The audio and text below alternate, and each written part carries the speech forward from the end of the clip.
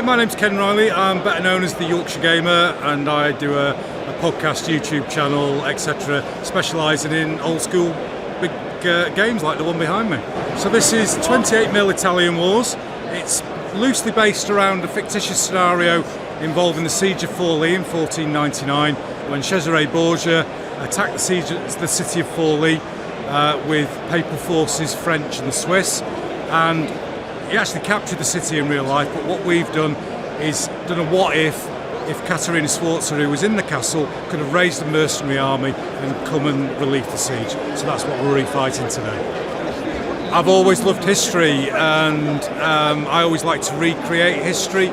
So the joy for me is bringing history to life, and I've got references to go for rather than imagining it myself. It's an historical event that I'm recreating. So a love of history, a love of modelling, a love of toy soldiers. I never grew up at the end of the day.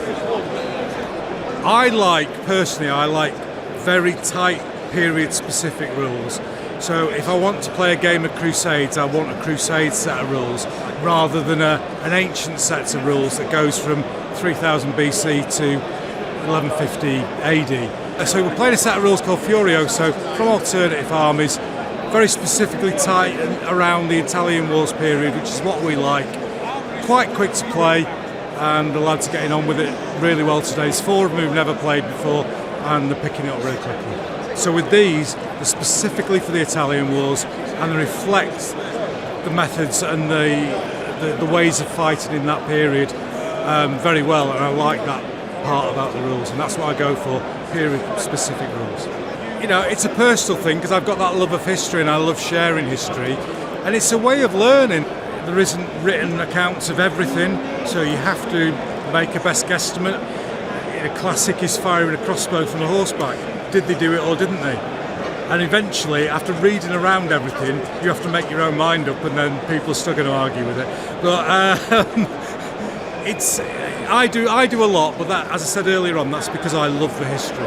And people will go, oh, that's wrong. And I like to be able to go, well, actually, this is why I've done it that way. But that's a joy for me. I love the history. It's a wonderful hobby.